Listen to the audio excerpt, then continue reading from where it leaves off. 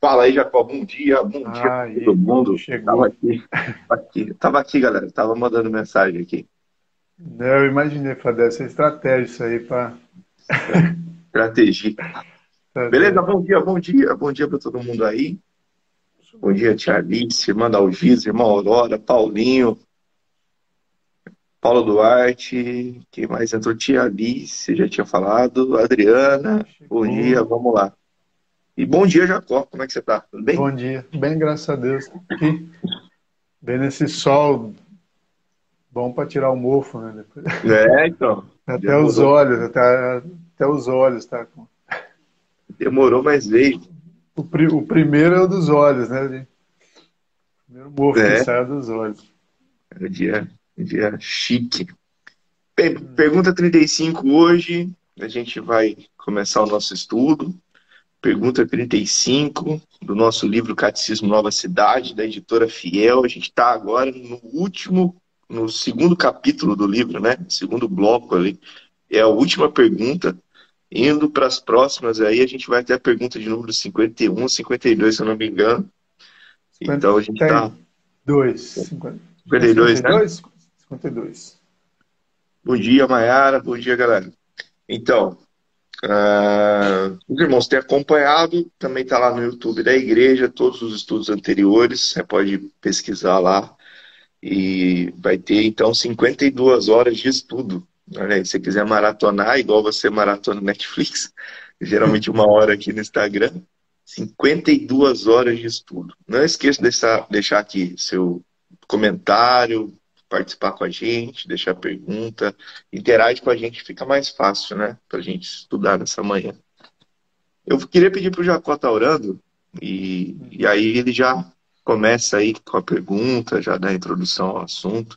O primeiro comentário hoje é do Schaefer, né? Eu sei que você tem uma certa familiaridade com o Schaefer, você gosta do Schaefer. Eu achei bacana, porque ele não é tão antigo assim, né? Não é um Não, ele morreu reformador, tá? em, Comentário morreu em 84, cara. 84, É né? século XX. Quase um comentário bem ali perto de Joe Stott, né? Dessa vez, assim, mais ou Uhum. menos alguma coisa assim. Mas vamos lá. Você pode Vamos. orar aí? Oro sim. Deus e Pai, muito obrigado, Senhor, mais uma vez por essa oportunidade, porque estamos, ó Deus, nesse encontro, Pai, de irmãos, diante da Tua palavra, diante, ó Deus, daquilo que o Senhor também já colocou no coração de outros irmãos, para que a gente pudesse ter esse material hoje nas nossas mãos. E, acima de tudo, Deus, te pedimos que Teu Espírito Santo nos guie, nos ilumine e encha, Deus, o nosso coração com aquilo que é a tua verdade, com aquilo que é a tua vontade, que essa palavra chegue, a Deus, onde tiver que chegar, para quem, a Deus, tiver que chegar, e, a Deus, e faça o mesmo, Deus, que tem feito em nós, transformado nossas vidas, nos colocado diante de ti, ó Deus, em humildade para aprendermos de ti. Cai por terra, ó Deus, qualquer, ó Deus, presunção, ó Deus, qualquer, ó Deus, orgulho, porque de nós mesmos, ó Deus, não temos nada, dependemos, ó Deus, única, exclusivamente de Ti, da Tua bondade, e que a Tua luz brilhe sobre cada um, ó Deus, que terá contato com esse vídeo, tanto agora, ó Deus, neste momento, quanto no futuro. Esteja conosco, em nome do Teu Filho Jesus. Amém. Glória a Deus. E aí, Jacob, você pergunta de número 35. Já que fomos redimidos somente pela fé, ou melhor, já que fomos redimidos somente pela graça, somente pela fé, de onde vem essa fé? E aí, Jacob? Vamos para a resposta, então, né? Todos os dons que recebemos de Cristo, nós os recebemos por meio do Espírito Santo, inclusive a própria fé. E o texto chave aqui, né? Aí depois, se eu tiver algum outro aí, pastor Separados, até já emenda. Mas o texto-chave aqui é Tito, capítulo 3, versículos 4 a 6, que diz assim: Quando, porém, manifestou-se a benignidade de Deus, nosso Salvador, e seu amor para com todos, e não por obras de justiça praticadas por nós, mas segundo a sua misericórdia, ele nos salvou mediante o lavar regenerador e renovador do Espírito, que ele derramou sobre nós ricamente por meio de Jesus Cristo, o nosso Salvador. Amém. Então, de onde vem a fé? Né? Por meio do Espírito Santo. Lembrando que aqui essa pergunta ela já é uma introdução do assunto seguinte, né? Do estudo, né, pastor? A gente está até aqui falando a gente falou sobre Deus, né? Falou sobre o pecado, a queda. Passamos esse bloco aí falando sobre a salvação que vem pela graça, né? Praticamente todo esse conceito da salvação, dessa ação de Deus, de cumprir essa vontade de salvar o homem, né? E agora a gente está entrando, então, uma vez que é pela graça, né? E somente pela fé que a obra da salvação é feita, e todo o resto aí, quem quiser saber, como o senhor já disse, volta aos vídeos, né? e vai para entender um pouquinho melhor. Agora a gente entra então nessa ação, né? Se é só de Deus, né? E só pela fé, como que a gente crê, né? Se a gente precisa crer, como é que ela vem? E o texto vem falando que é por meio do Espírito Santo. E essa obra aí, né? Da terceira pessoa da Trindade. E aí entra o primeiro comentário. Você Não, eu até queria quer falar fazer aí? Eu não queria fazer mais um adendo aqui, uma pergunta, antes da gente entrar no primeiro comentário do Schaeffer. Então, o texto bíblico que vai dizer também que a fé vem pelo ouvir e ouvir toda a palavra de Deus. Então, também essa fé é através do conhecimento do Cristo, né? Porque a palavra de Deus lá não está dizendo da Bíblia em si, mas do Verbo encarnado, não é? Ou Uhum. seria isso? A fé vem do ouvir.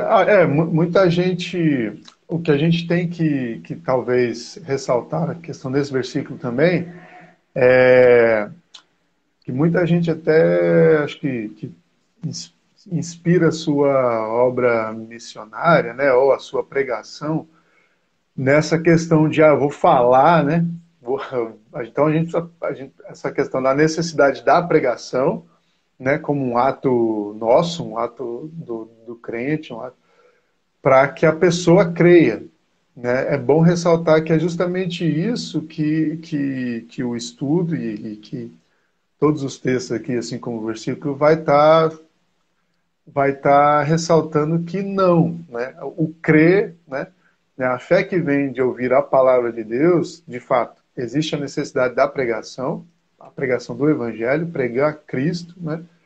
Como um meio de salvação, mas o próprio ato de crer já é algo iniciado pelo Espírito Santo. Eu acredito que é isso que o estudo vai trazer. Né? Então, há necessidade da pregação? Existe, com certeza, para que a pessoa conheça o Evangelho. Mas até isso, né? Até que esse conhecimento se transforme em algo que vai mudar, né? Que vai transformar a vida da pessoa, já é uma ação de Deus através do Espírito Santo. Né? Então, para que a gente tenha no seu devido lugar, né, a importância da pregação, do testemunho, mas ressaltando que tudo nesse processo faz parte da vontade de Deus e da ação de cada pessoa da Trindade nisso aí. O conhecimento de Cristo realmente como Salvador também só se dá pela ação do Espírito Santo, que é o que a gente vai ver desenvolvido no estudo aqui, né? Bom, pelo menos é o que eu entendi. Não sei se tem alguma adenda aí, alguma coisa que precisa ser colocada a mais.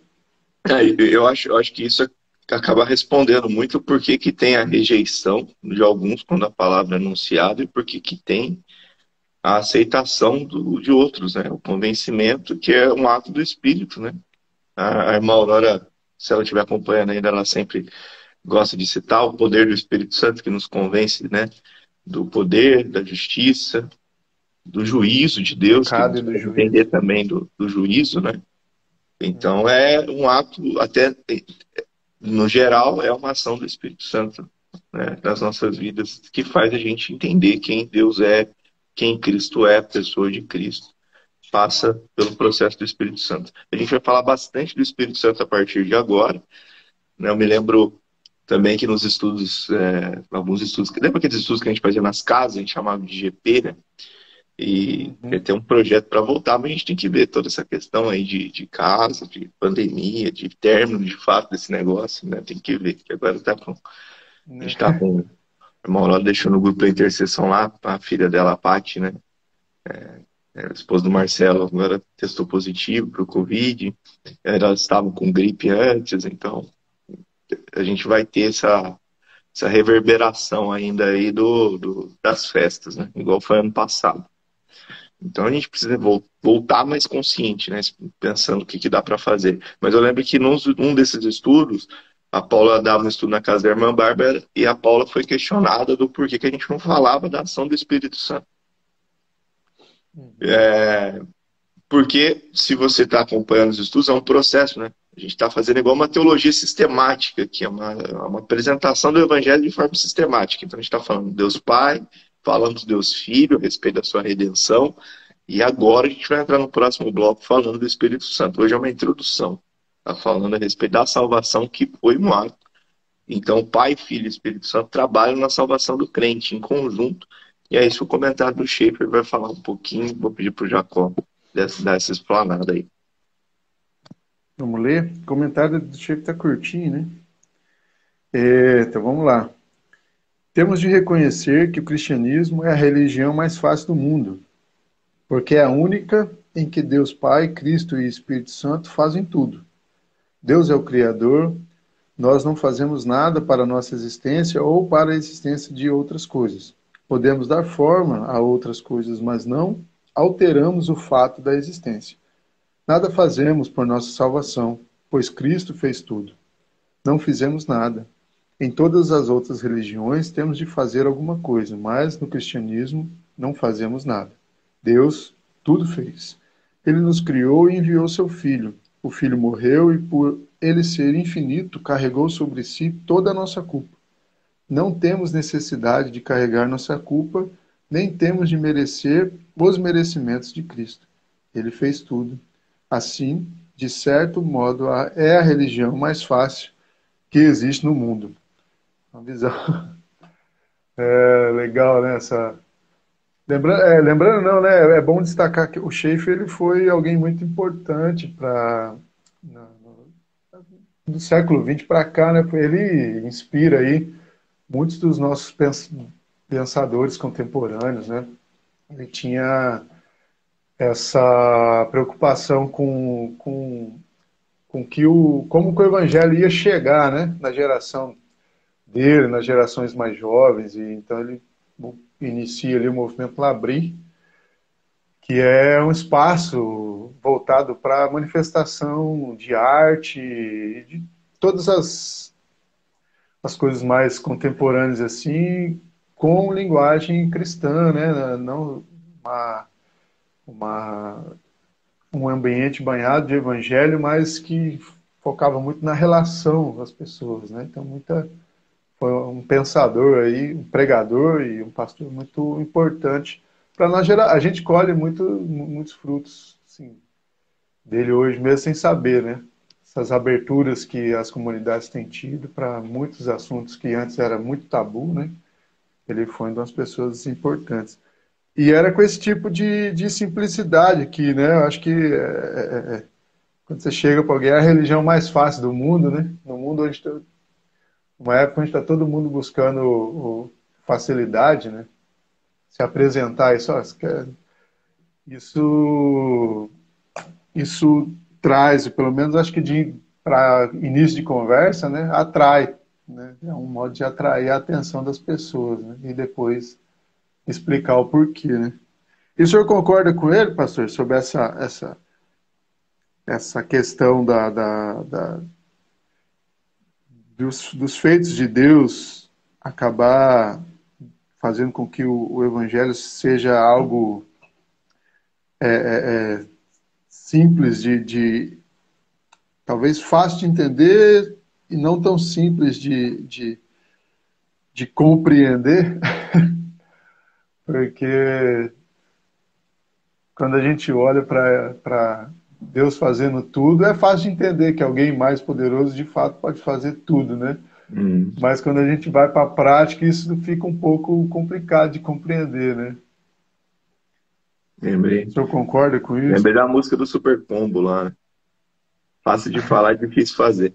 O... É, Não, então, o comentário do Schaefer, eu achei ele até bem sucinto na forma de explanar o assunto, né? Ele foi bem direto. O segundo comentário, ele deu mais, assim, abordagens. Mas o comentário do Schaefer, apesar dele ser bem sucinto, ele meio que deixa para gente uma explicação muito simples, é um princípio muito simples do Evangelho, que as pessoas começam a complicar depois de um tempo, né? Na sua apresentação, até depois da apresentação, continua complicando a vida do cristão em si. Porque até, a gente já falou isso lá atrás sobre santidade, a santidade que a gente vive já é também fruto da obra do Espírito Santo, é Deus que faz com que a gente viva uma vida em santidade.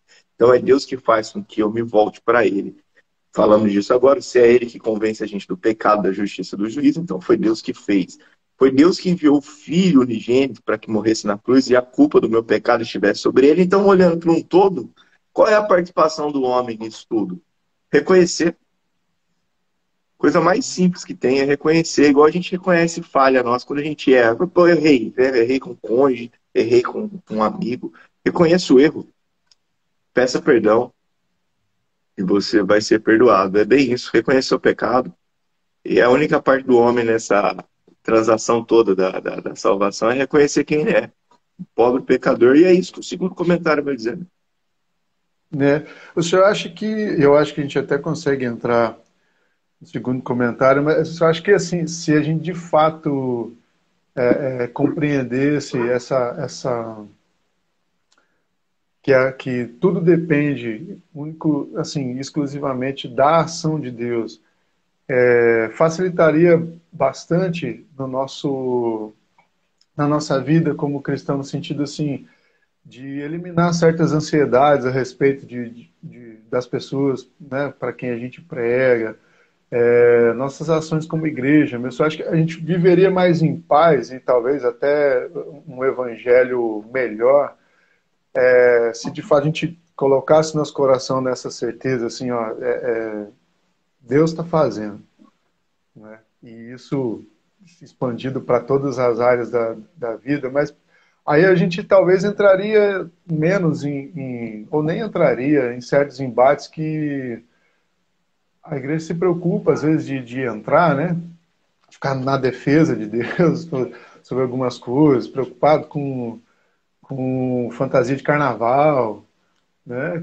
E gastando um tempo, às vezes, assim, absurdo para montar, confabular algumas coisas, usando mais as coisas lá de fora do que inspirado por essa certeza que quem faz é Deus, é Ele que está fazendo, o Espírito Santo está aí, a palavra está aí, então vamos viver e pregar. Eu só acho que isso entrar no nosso coração mesmo, na prática real da igreja, facilita e dá uma apaziguada no nosso coração, melhora a vida, assim, como igreja, como cristão. Está faltando talvez isso entrar de verdade nos nossos corações? Acredito. Se essa é a pergunta, é uma resposta muito simples também. Eu acredito sim. Só que também acredito que a gente, por mais que fale na prática, tem um negócio que chama ainda o pecado, né, e a carne, e o apóstolo Paulo vai dizer para a gente, quem me livrará do corpo dessa morte, parece que esse negócio continua lutando contra o conhecimento que a gente tem a respeito de Deus, o pouco conhecimento que a gente tem a respeito de Deus, né? Porque na hora da prática a gente pensa assim, mas Deus está cuidando mesmo? Mas a situação não muda, as coisas não estão sendo alteradas. Obrigado, mãe. Pegou o café. As coisas estão sendo alteradas, né? E eu conversando com uma jovem essa semana, um jovem igual a gente, assim, né? Uma jovem senhora já casada que teve um problema com o filho. E ela começou a falar assim pra mim, não, Deus não pode me colocar à prova, ele sabe que eu vou falhar. Ela falou assim, eu já tô brigando com Deus ao invés de estar orando. E ela ficou achando, me perdoe falar isso de Deus. Eu falei assim, filha, Deus não tá nem um pouco preocupado com a forma que você está pensando a respeito dele. Isso não vai mudar quem ele é e o amor que ele tem por você, né? É umas coisas assim que a gente às vezes fica. Eu tô brigando com Deus porque as coisas não estão acontecendo e meu filho está piorando. Eu falei assim, a gente está orando. Só coloquei assim, a gente está orando. Aí ela, mas eu estou precisando de ajuda. E aí eu falei para ela também, falei assim, então, tem hora que infelizmente é você e Deus, a experiência que você vai viver com ele aí, na angústia, no choro, na ansiedade, em tudo que você está vivendo e tal. Esse aí foi o dia. Aí no outro dia, ela me mandou a mensagem que o garoto tinha melhorado. Eu falei assim, tá vendo? O menino já tinha reagido e tal, tava melhor. E aí eu falei com ela, então, Deus estava cuidando. Aí ela compartilhou uma experiência dela com Deus nesse momento, Deus respondendo a sua oração de uma outra forma. Ela sentiu a presença de Deus no coração dela. Eu falei assim, então, é isso que a gente não está entendendo, né? É isso que o mundo está nesse frenesi, levantando figuras, colocando postes ídolos para eles. A igreja está fazendo isso com pessoas, está fazendo isso com instituição, está fazendo isso com finanças, está fazendo isso com tudo. E está se colocando como um povo idólatra e batendo no outro povo, porque aquele é idólatra, se nós não somos, nós estamos gerando idolatria no nosso coração, inclusive idolatria em relação a Deus. Porque Deus não é idolatrado, nós já aprendemos isso lá atrás com o Zé Bruno, Deus é adorado, é adoração. Né? Então, no geral, na hora da prática, tem coisas que esse conhecimento a respeito do que Deus está fazendo e cuidando de tudo, Jacó, passa de fato pelo val lá de Jaboque, aonde o seu xará brigou com o anjo lá, entendeu? A experiência dele ser tocado por Deus e ser ferido na coxa. Então, essa experiência com Deus vai fazer com que a gente entenda que Deus está cuidando de todas as coisas da nossa vida. Precisa ter a experiência pessoal com Deus, não tem jeito. Precisa viver isso. Aí de um caso, um vai falar que teve um livramento, outro vai falar que teve uma manifestação do poder de Deus na casa. Então, a gente, por mais que a gente crê numa forma bíblica, com uma teologia meio que reformada, meio que batista, que a gente faz essa divisão muito bem, a gente não se esquece da presença do Espírito Santo, do carisma, da forma que Deus age, de como Ele bem quer. Então assim, eu não sei se eu respondi a sua pergunta, mas é a forma que eu passei a entender. Tem coisa que a gente explica, a gente fala, a gente tenta fazer com que as pessoas entendam essa questão que Deus está cuidando de tudo, absolutamente tudo na vida. E no final, a pessoa ainda está ansiosa. Então ela precisa passar por aquele momento com Deus. É a solidão dela com Deus. Foi assim com o Jacó, que despediu sua família e ficou. Foi assim com Abraão, conversando com Deus a respeito do que Deus ia fazer ou não. Foi assim com Jó, quando Jó vem em suas provações e ele tem um momento a sós com Deus, e ali ele entende. Foi assim com Paulo, foi assim até com o próprio Cristo, na sua Foi assim oração. com Cristo, né? Até com o próprio Cristo, ali no Getsemane, que é só ele, Deus ali, e os outros que estavam com ele não podiam nem ficar umas horinhas orando. Foi isso que ele quis dizer, e ficou lá. Né? Agora, Não, o senhor lembrou da, da experiência de Jacó, né, no Val de Jaboque. E é muito engraçado, a gente tem até música, né? A vida inteira, como eu sempre tive amigos aí pentecostais, né, a vida inteira escutando Jacó segurou o anjo e tal.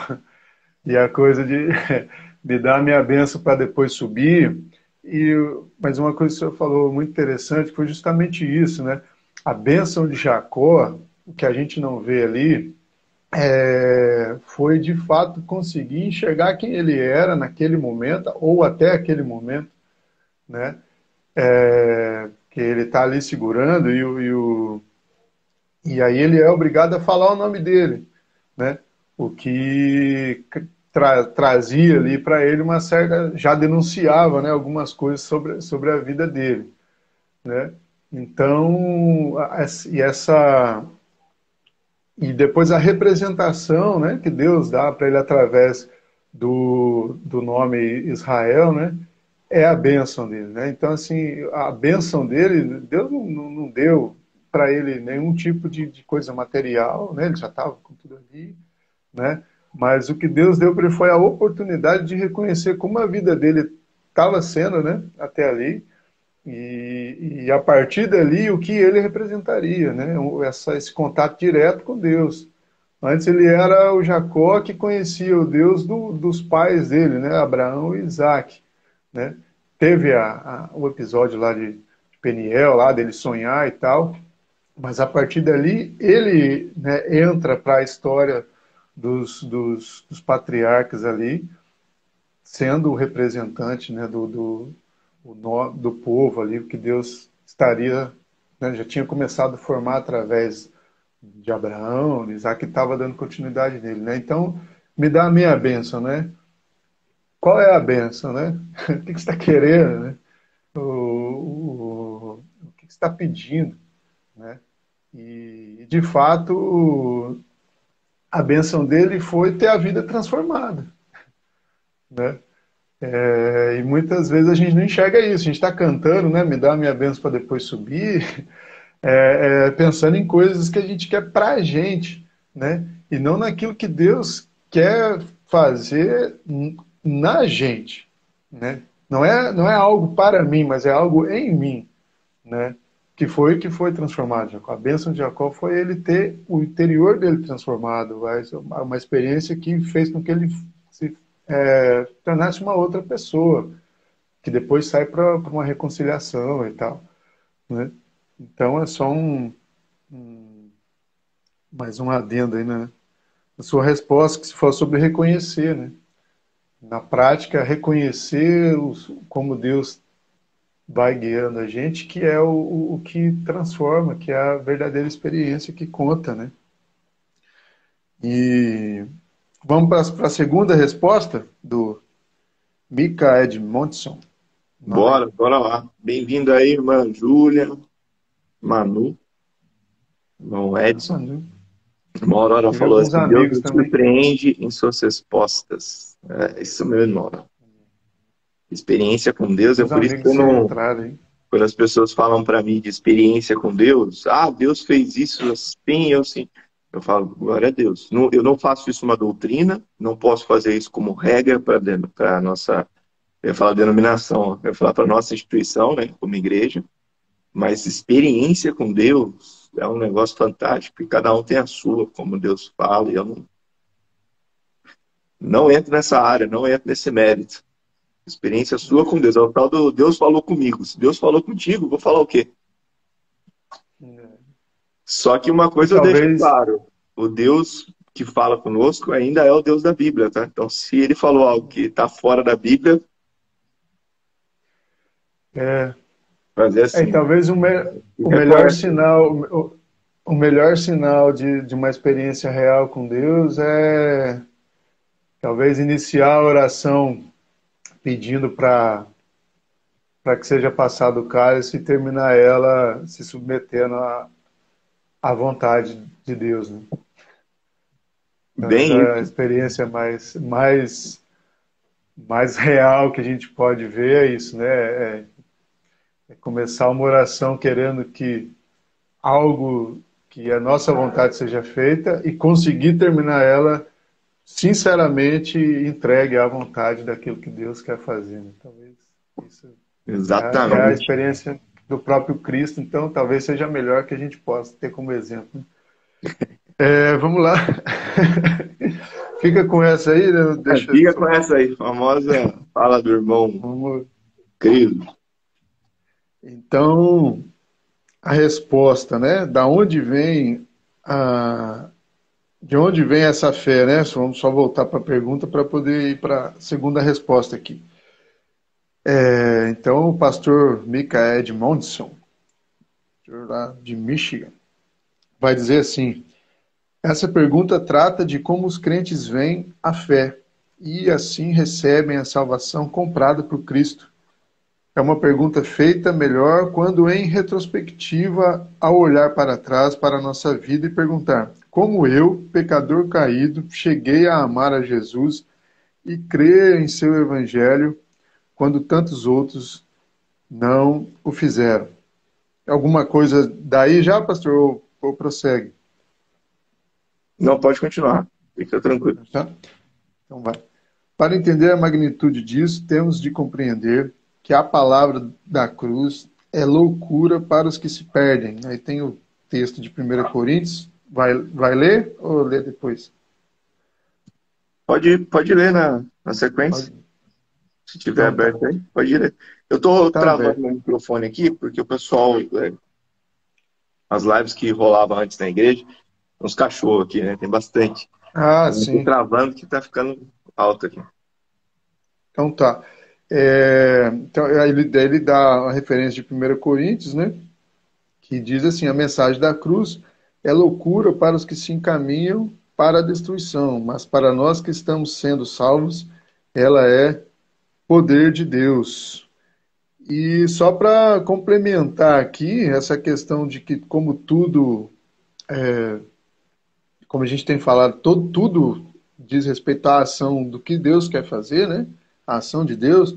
No 1 Coríntios também, versículo 30, vai estar dizendo assim, ó: foi por iniciativa de Deus, na minha versão, né, NVT, foi por iniciativa de Deus que vocês estão em Cristo Jesus, e que se tornou a sabedoria de Deus em nosso favor, nos declarou justos diante de Deus, nos santificou e nos libertou do pecado.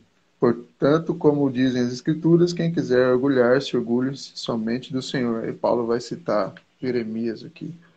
Então, só mais uma ressalta aqui, né, sobre as ações de Deus, hein? Continuando, ainda que possamos compreender intelectualmente os fatos do Evangelho, se não houver a graciosa intervenção de Deus, nós o rejeitaríamos como loucura. Mas o Catecismo nos lembra que Deus realmente intervém. O Espírito Santo dá nova vida aos pecadores que de outro modo estavam mortos em suas transgressões e pecados. Ele vai citar Efésios 2. Conforme o Evangelho é pregado, o Espírito Santo cria a fé em nossos corações para que abracemos o Cristo ressurreto e reinante, conforme se apresenta no Evangelho. Até mesmo a fé, nossa resposta obediente ao Evangelho, é um dom gracioso de Deus. Essa verdade maravilhosa tem imensa implicação para como vemos nossa salvação, a vida cristã e a adoração. Primeiro, isso confirma que nossa salvação é verdadeiramente toda pela graça. Nenhum de nós pode jactar-se de ser salvo por aproveitar ao máximo tudo que a salvação oferece. Certamente, não somos salvos por termos suficiente senso moral e espiritual ou por crermos por nós mesmos no Evangelho ou por termos sido tão bem catequizados, ainda que isso seja importante. Não.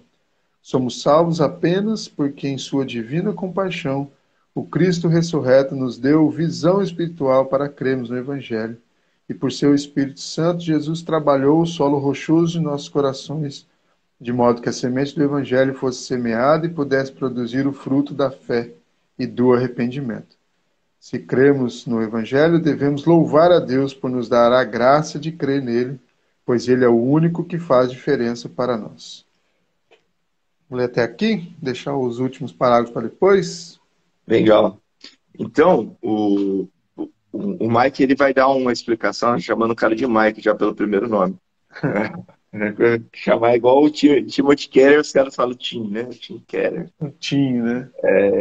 Então, ele vai trazer tudo aquilo que a gente já falou, né? Mas ele vai trazer de uma forma um pouquinho mais ampla como é essa resposta obediente à pregação do Evangelho, né?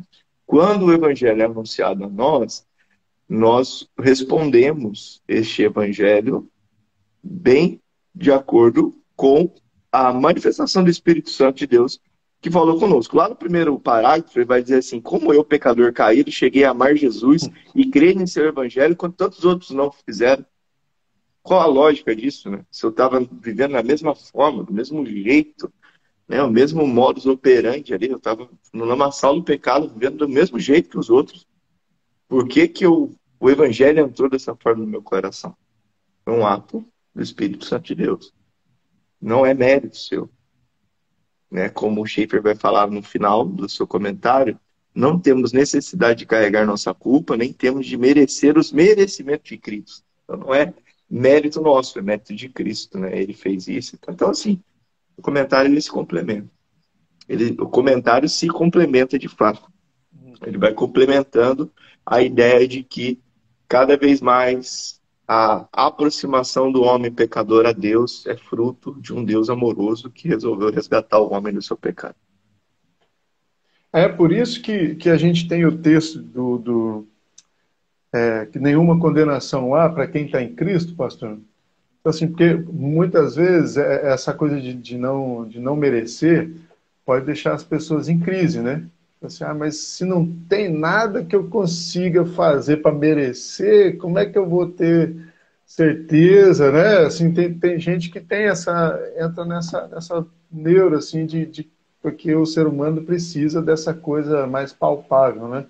Mas aí a outra verdade também é algo que consola mais ainda, né? O fato da gente não merecer também coloca em evidência de que a gente também não é mais condenado, porque Cristo já levou tudo. Ele era o único que podia, né, que tinha essa condição de sofrer a nossa condenação e deixar isso pago diante da justiça de Deus, né? Então, a questão da salvação ser exclusivamente pela graça também nos dá essa tranquilidade diante de Deus, né? De que Cristo levou a nossa culpa, né? Como o senhor citou o Schaefer aí, né? Então, ao invés de deixar a gente mais ansioso, devia deixar a gente mais tranquilo, né? Então eu não tenho mais condenação, porque às vezes a gente entra em crise nessa questão, mas eu continuo pecando, eu continuo errando, né? Exato. Tenho alguma atitude que ainda desagrada a Deus, estou lutando, né, muito com alguns vícios e todo mundo, né, todo mundo tem seu pé na lama, né? Eu gosto muito dessa expressão que você fala bastante, né? A questão é que Cristo nos deu a graça da garça, né? Embora nossos pés estejam na lama, ele continua através do Evangelho, né, da palavra da salvação, né? Como o texto, acho que é o primeiro texto que vai dizer, né? Ele vai nos lavando, né? Pela sua palavra e pela ação do Espírito Santo, mantendo nossas penas brancas. Então, o pé está na lama mesmo, que é para lembrar que por nós mesmos a gente só fica ali, né? Mas a limpeza vem dele, né? E ele nos dá essa condição. É isso, nos dá a tranquilidade de saber que toda a culpa já está nele. Então, agora a gente só precisa ir tomando consciência à medida que a gente vai tendo contato com a palavra e o Espírito Santo trabalhando em nós, de quem Deus já nos fez, e não de quem a gente era sem Ele, né? Mas de quem Ele já nos fez em Cristo. E aí nossos pés vão saindo, né? Vai caminhando na lama até conseguir chegar ao momento da, da purificação completa, né? Que é só na glória mesmo. Mas os pés vão na lama, mas as penas vão continuando brancas, né? Pela graça. Eu sei que não faz parte do. Desculpa. Pegando. Eu sei que não faz parte do estudo. Eu acho que eu vou dar até uma misturada aqui do que eu estou preparando para a noite. Mas pensa comigo. Olha como que nós, e eu me coloco no mesmo barco, a gente confunde salvação com vida com Deus e santidade. A santificação, que é o ato da salvação também, ele é um processo que acontece na vida do crente após a sua salvação. Beleza, tudo bem, entendemos isso. Mas toda hora a gente está pensando que a gente pode ou não perder a salvação, essas coisas aí que acontecem, porque senão seria merecimento nosso. Imagina se eu fiz algo agora que eu posso ser salvo, algo que eu não posso ser salvo. Então, assim, essa discussão acontece no nosso meio já há muito tempo. Quando a gente vai explicar isso, o pessoal entra em crise, né? Não, como assim? Eu ainda sou pecador. E aí a gente acha que consegue manter a nossa salvação por mérito nosso, por uma ação nossa, né? Ver como que a gente confunde as coisas. A gente precisa entender que a salvação vem de Deus e através do Espírito Santo. Essa graça redentora veio através da manifestação do poder de Deus nas nossas vidas. E a cruz é o ponto mais alto disso. Quando eu falo que a gente tem pé na lama e o pé sujo de barro, é uma ótima oportunidade, é um ótimo exemplo para mostrar o quanto Deus nos ama e nos chama para a comunhão da sua mesa, ainda que sujos estamos, com os pés sujos. Fomos lavados pelo sangue, é isso que Jesus vai dizer para Pedro. Foi lavado pelo sangue. Aí Pedro vai dizer para Jesus, então me lava por inteiro. Ele falou, não, é necessário que eu lave os seus pés. A ceia, como nós vamos ter de novo nesse domingo, para mais irmãos aí que não puderam participar da outra, a ceia do Senhor é a melhor oportunidade que nós temos para entender quão pecador somos e quão amoroso esse Deus é, que lava os nossos pés para que a gente possa se assentar à mesa junto com Ele. E qual é o erro da igreja no geral? Eu falo da igreja toda. Como é que era antigamente? Como é que a gente pensava e como eu pensei a minha infância inteira? Quando eu batizei, com 12 anos, eu tinha que passar o dia todo achando assim, eu não posso fazer nada, senão eu não vou poder tomar ceia. Você lembra disso? Eu Lembro, não vixe, posso, eu não já. posso pecar. E quando a gente fazia alguma coisa, falava assim, pronto, perdi a ceia hoje. Tava tranquilo, cara, até agora. Aí briguei aqui, não vou poder participar da comunhão, porque na hora que examinar o homem a si mesmo e tome a ceia, eu não vou poder examinar a mim mesmo e tomar a ceia, porque eu briguei no trânsito, eu briguei com a esposa, eu briguei com a criança. Olha que E eu tinha coisa, um cara. agravante. E eu tinha um agravante que eu tinha que tocar no culto de Você ceia. tinha que tocar, não vou dizer. E se não tomasse, como é que ia fazer? E se não tomasse, como é que ia fazer? Eu não sei se os irmãos que estão acompanhando a gente aí, o número de pessoas que estão nos acompanhando, está conseguindo entender o raciocínio, porque às vezes o meu raciocínio é meio doido mesmo, tá? É natural da minha parte, assim, eu sempre, desde criança eu sou assim. Olha que coisa fantástica, né? Se a ideia da ceia é examinar-se, pois, o homem a si mesmo e tomar a ceia, significa que o homem se examina e pensa, eu não mereço. Mas, É por novamente, eu Cristo, volto né? a entender o sacrifício da cruz. Então, examinando, a questão de se examinar é olhar para a cruz e falar assim, de fato, não mereço. Essa mesa não é minha, é do Senhor.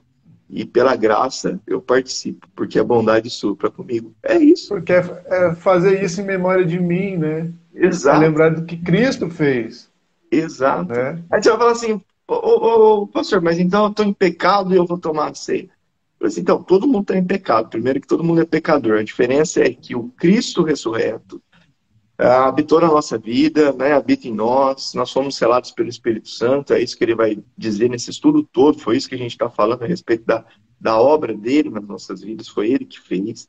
Então, porque nós estamos nele, nenhuma condenação há, não significa que a gente não é mais falho, pecador, mas porque estamos nele, podemos participar da mesa, porque estamos nele, lutamos contra o pecado, porque estamos nele, lutamos para viver novidade de vida, porque estamos nele participando então da mesa. E o pé, rapaz, o pé é lavado por Jesus de novo. Que oportunidade fantástica da gente entender que a gente continua sendo não merecedor. Se a gente entender isso, a gente entende que a gente não tem nada de melhor do outro que está lá fora. Isso. Muito pelo contrário, nós somos tão miseráveis Nossa quanto pregação ele. fica melhor, né? É, Nossa porque assim, eu vou pregação olhar passa a para o ficar meu irmão, melhor. que não voltou ainda para casa, e eu vou olhar e Eu vou falar, meu enxergar o irmão, próximo.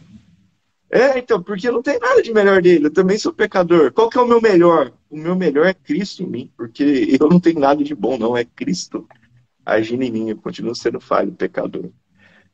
Olha a problemática que a gente vive numa graça de merecimento. Eu tenho que fazer para alcançar a favor do céu, eu tenho que fazer para que Deus se agrade de mim, eu tenho que fazer para que eu possa participar. Se eu, entendeu? Só que, É, e por outro lado, automaticamente. pode falar, desculpa. Não, eu não quero que você perca o seu raciocínio, mas assim, é que daí automaticamente, se eu estou fazendo um pouquinho a mais, aquele que está com dificuldade, eu passo a olhar com distância. Eu passo a olhar muitas vezes até com soberba em relação a ele. Aí meu olhar fica igual ao do fariseu, Exato, exatamente. um olhar E religioso. por outro lado, por outro lado, nós não entendemos a necessidade, é aí que eu estou dizendo, depois de tudo isso, nós ainda não entendemos a necessidade de viver em vida com Deus. É esse que é o grande problema. Porque quando a gente vai falar a respeito disso, de, de não é mérito nosso, o maior questionamento que a gente tem de todos os irmãos que são contra qualquer tipo de doutrina que vai dizer que é mérito de Deus, e só de Deus e tal, tal, tal, tal, tal, esse é o questionamento máximo, todos nós já passamos por essa experiência. Dizer, então eu posso viver de qualquer jeito, então, porque eu não preciso fazer nada? Então, não é? Não é? Todos os nossos estudos que levaram a esse tipo de debate, discussão, então eu posso viver de qualquer jeito, o que ele está dizendo é que eu posso fazer o que eu quero, então, não, quem está falando frouxo, isso? né? Quem está falando isso, cara? Estou dizendo que você morreu para você mesmo, e quando o velho homem volta, que não morreu na água do batismo, você tem que tentar afogar ele de novo, só isso que eu estou dizendo. Só estou dizendo para você que não é mérito seu, para de achar que é mérito seu. Não tem nada que eu possa fazer, porque a gente tentar fazer, a gente errar toda vez. E aí a graça existe por isso, senão não precisava de graça. E não significa que aquele que nasceu de novo vai continuar vivendo da mesma forma, que negócio é esse? Então não nasceu de novo. Simples assim. Que fruto, que macieira da pera. É. Eu nunca vi isso, né? Que videira aí vai dar maçã? Banana. Bananeiro dá banana. E é o que eu não sei nada de nada de tipo de plantação. Esse discurso, ele, assim, o ensino sobre a graça, ele não, como o senhor falou, para muita gente chega chocante, porque parece que é algo que vai deixar, que permite com que a pessoa viva uma vida frouxa. A questão é que o reconhecimento da graça, ele é muito mais constrangedor para quem de fato é alcançado por ela, do que o do mérito, né, por mim mesmo. É porque quando eu olho para Cristo, a gente está falando de história de salvação, né? Deus vem, se esvazia, encarna, sofre, morre, né, sendo inocente por mim, que sou pecador, né? Simplesmente porque ele quis.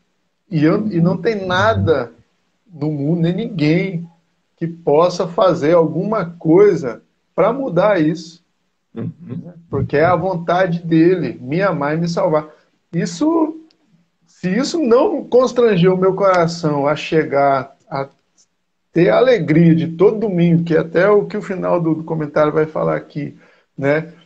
Ou de toda oportunidade que eu tiver na minha vida de falar disso com o coração cheio de alegria, apertado e até emocionado, o Espírito não me alcançou. Eu entendi intelectualmente, né, que é como os próprios comentários vai falar aqui, né, eu entendi que eu preciso de um Salvador, eu entendi que o homem é mau, tal. Então todas as minhas funções intelectuais entenderam isso de alguma forma.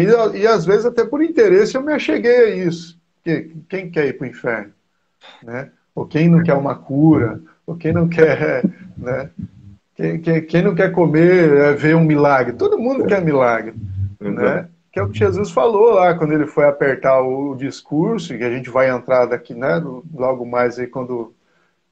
Acho que em Mateus tem, né? Logo depois do Sermão do Monte, que é essa parte que ele chega. Vocês estão atrás de mim por causa de pão. Vocês viram o poder e vieram atrás. Só que é o seguinte, vai ter que comer da carne e tomar do sangue. E aí a galera começa a esperar, opa, tem uns negócios cabulosos envolvidos, eu tô fora. Né? Então, e aí, quando Pedro tem a afirmação lá, e o que Jesus fala para ele? Você é bem-aventurado. Porque não foi carne nem sangue que te revelou isso, mas foi o Espírito de Deus. Então, é só o Espírito Santo que faz a gente olhar. E o que o texto do comentarista aqui vai dizer, né, que é loucura para os homens, por conta disso, porque o judeu, Cristo é loucura para o judeu porque o Messias que eles esperavam não podia cair nas mãos romanas, não podia ser derrotado, né, por Roma, porque eles esperavam alguém com poder suficiente para derrubar o Império Romano, destruindo ele militarmente, enfim. E é loucura para os gentios, naquele caso, né, os gregos e todos os pensadores da época, porque alguém tão poderoso assim também não se entregaria. Né? Na lógica da sabedoria humana, alguém poderoso viria e julgava, não ia. Poderoso e inocente jamais iria se entregar para sofrer o castigo de quem merece. Uhum. Né? Então o evangelho é essa, e continua confundindo a gente até hoje. Né? Porque mesmo a gente, com a Bíblia na mão, com a história toda aqui, a gente ainda continua querendo merecer, querendo fazer alguma coisa. Aí eu me lembro daquele trecho que o Timothy Keller fala, né, de uma, acho que era de uma irmã, em alguma época, que falou para ele que a graça assustava ela demais, porque se ela pudesse fazer algo para merecer a salvação, ela poderia pedir algumas coisas para Deus, né? Mas se dependesse só de Deus, né, ela poderia tanto pedir como negar algumas coisas para Deus, né? Já que era ela que estava fazendo alguma coisa para merecer a salvação dela, ela poderia.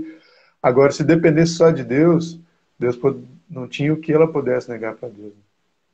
Deus, porque tudo é dele, tudo depende só dele, então ela não pode escolher como servi-lo, né? Exato. Se ele chamou, é do jeito, com a vida toda. Você sabe um texto que pelo menos para mim é um texto que assim, que eu sempre penso, e quando eu vou falar a respeito de Deus, é esse texto que vem na minha mente, quando Deus manda Jeremias descer na casa do olheiro lá.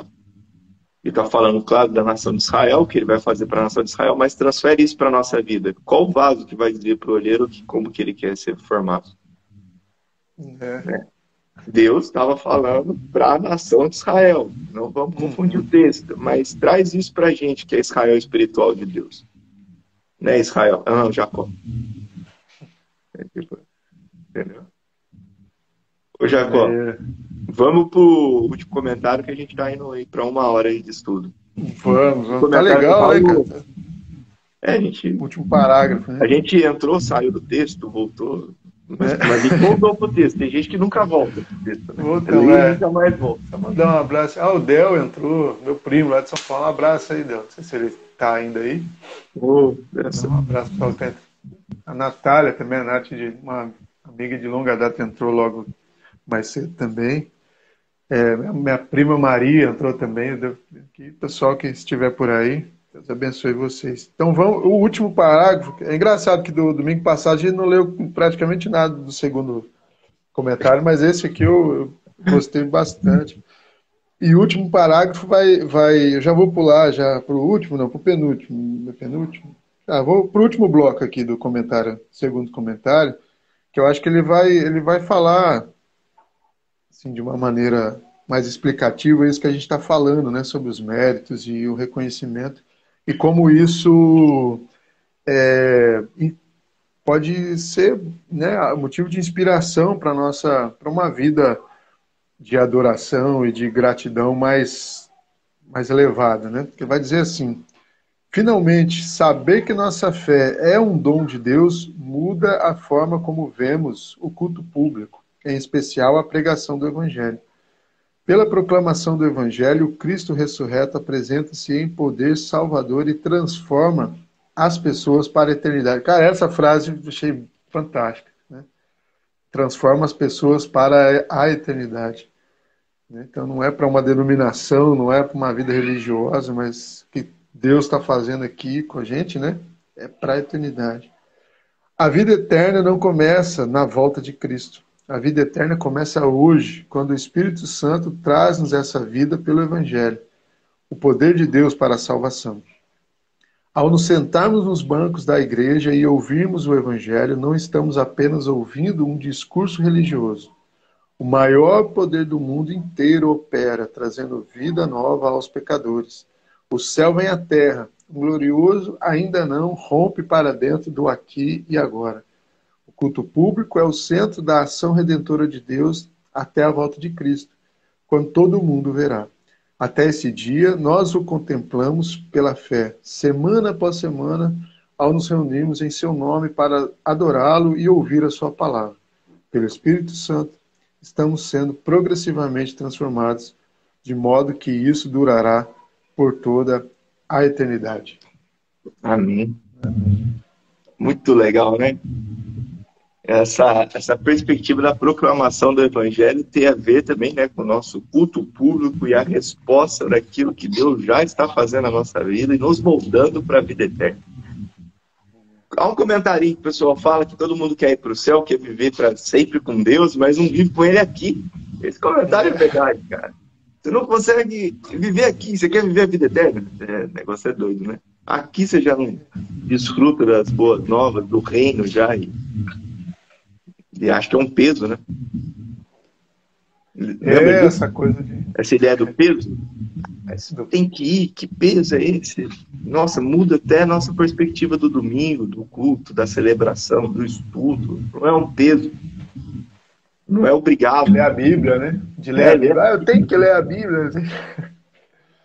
Difícil, cara, como muda, né, a resposta nossa? Não é peso, é gratidão. A gente compra um celular, pega o manual, né, e vai toda hora, assiste vídeo. Vai.